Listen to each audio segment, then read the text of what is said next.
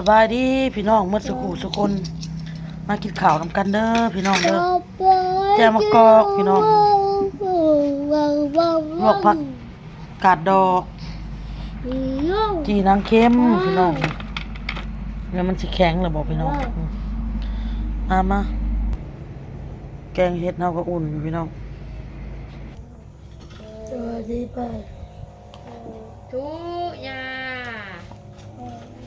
กินลูกกินได้ไหม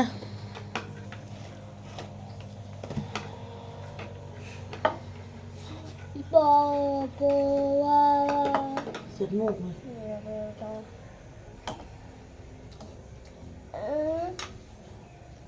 กินยาไม่ยังไง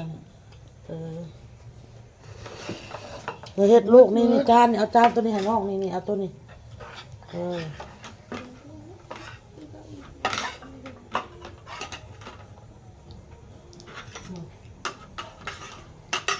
น่าไปกว่าเฮ็ดนะโตมันจะก่อนไหมข้าวจกมาพี่บอสจกมา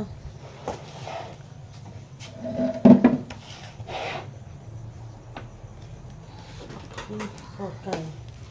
แกงเห็ดสดดูเลย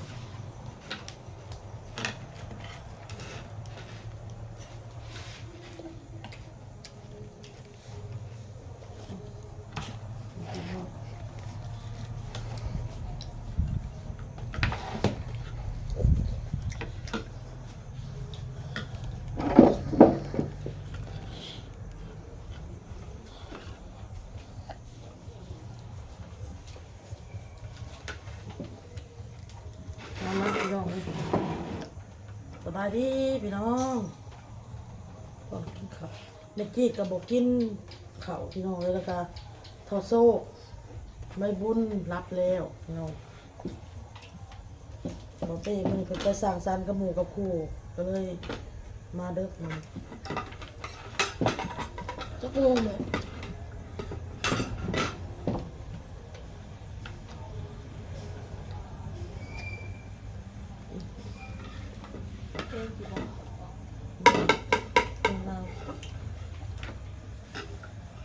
แสบดีที่จะได้แสบเลยเตี๋ยมันอะไรทางเทียม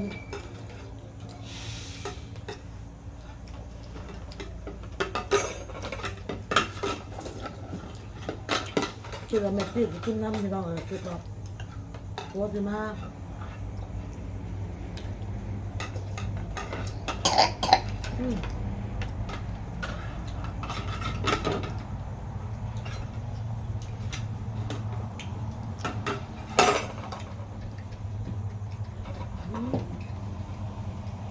กินก้มอ่อนแซ่บๆลูกนั่นเล่น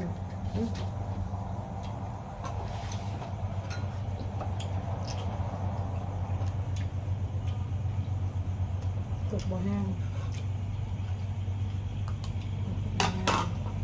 ดูวิธีการจะเป็นเจี๊ยบ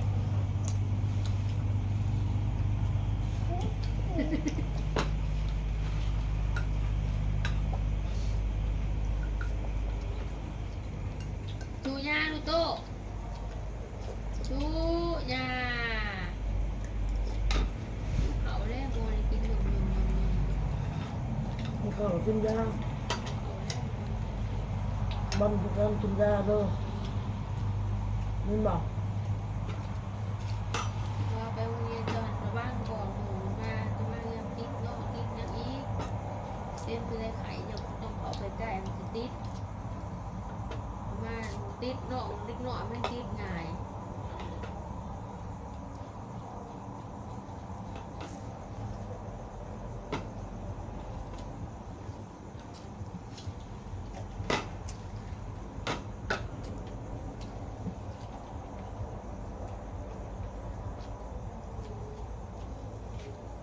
จะเติมกรอบ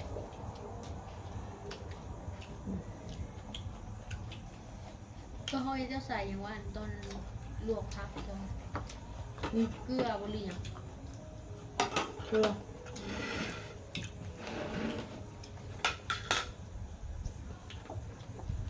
กลือเป็นนัว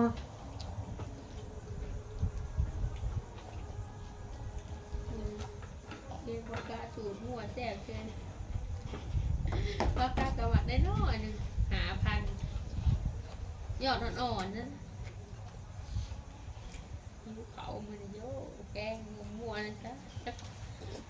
มันต้องใส่ผักอีกอย่างว่าแกงผักขาดเหรอเลือกเครื่องเคียงมันนะตัวเห็ดจะเผือก เกียสาร เอาไปข้างน้ำเดือดจะมาเพชรใส่แบบปักลงไก่หมูแดงลงเราย่าแบบคือแกงเห็ดแกงมันมีผักอันผักติ้วผักนั้นนั้นมันจะทำนี่ เดี๋ยวอะไรเงินเดือนอ่ะซื้อปลาคอมาต้มตัวแม่กินปลาขันเงินเดือน คือไข่หมูแดงกำลังออกมือนะเป็นตลาดอันบานนาได้หาที่ปั้นก็ได้เจอได้ประมาณจานหนึ่งเลย เท่าไหร่อ่ะ อ้าวทางดูเห็นน่ะเด้ตลาดบานนา เออ หอดบานนาก่อนถึงหอดดงเห็นใกล้เติบ อืมมันเย็นหรือไว้พี่น้องมันบ่อ่อนเลย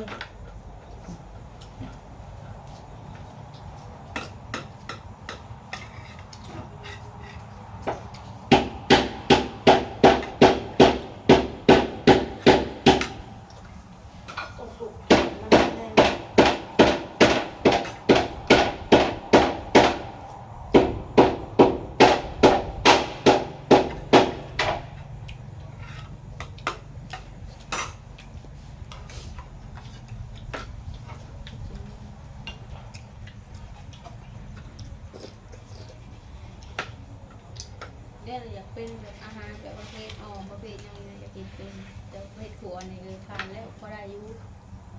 เงินเห็นอ่ะ พยายามเบิ่งใน YouTube ยังเด็กนั่นออมนี่ทุกวันนี้ยังมันแต่ชาวบ้านอยู่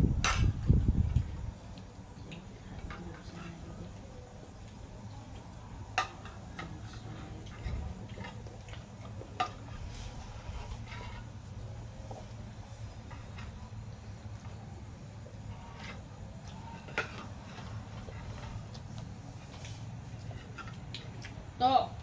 ตูย่าไว้ ตู้ ตูย่าไว้บ๊ายบายไว้บายดูหัวชนเลยคนยิ้วเขาว่าผมกินบุยบุยชนน้ำใบเลยว่ะอ๋อยิ้วเขาว่ะ ผิวขาว หุบอ๋อหุบ พระเจ้าคิดว่าร้านนี้อิ่มกินความมีมันบริอิ่มนะ มันไม่กินหลาย มึงไม่ตั้งเลยเอาโต๊ะฮะเจ้าเด็ดฮะตำมา2 จาน ว่าไม่กินหลายคนนี้ มันหลังยังบ่อิ่มเนาะ ตัวมีใส่เลือดใส่ลูกใส่เลยตัวนี้ 2 พี่น้องกินเก่งพี่น้อง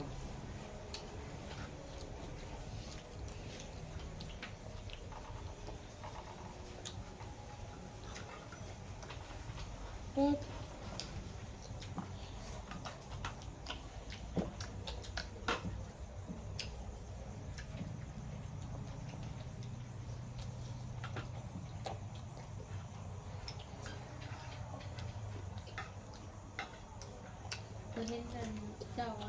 เอาลงป้าจะกินหมี่ บ่เฮ็ดไปนี่อ่ะ ยังยา ย่าจะไปบุญกินน้ำรอไม่คุจะหัว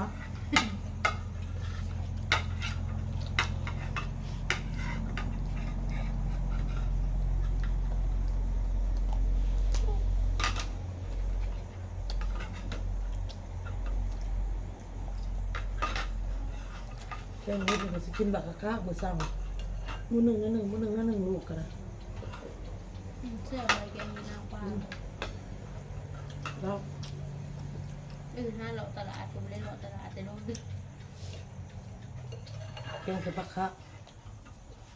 เคยจะเคยเลี้ยงหักกันเลย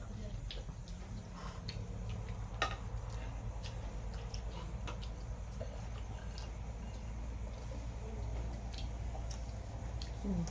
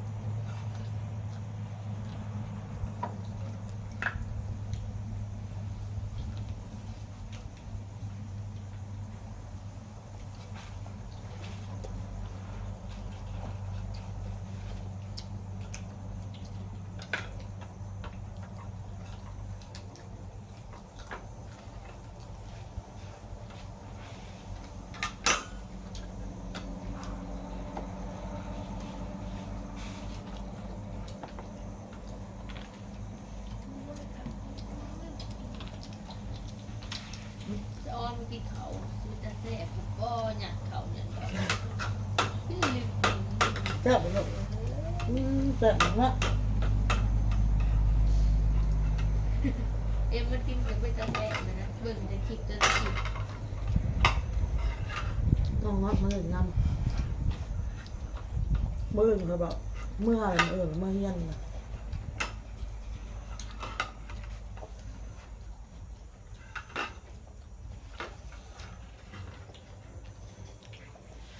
มีทางมึงเป็นตะยานมันรู้สึกว่ามันโมเป็นตะยานมันอะไรมาแต่เก่าป้า มันแตนนะ รู้สึกว่ามันเงียบเงียบมันอะไรพวกแต่เก่า ปัสสาวะแป้นหลายบ่อนเลยมันปลาซ่ากับแป้นน่ะ อะไรวะ ปลาซ่าดงบังแป้นนะ บอกเขาบอกทางนี่ไหนทางมานี่ไหน ม รู้สึกว่ามันในหลุดมันร้ายเหรอ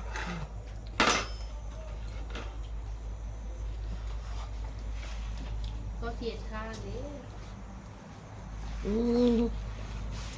ไปเลยพี่น้องบอกคลิปหน้าตาสบายดี บ๊ายบาย บาย บายบายบายบายบายบายมีหมูเห็ดกับเห็ดนะแม่โมนี่บาย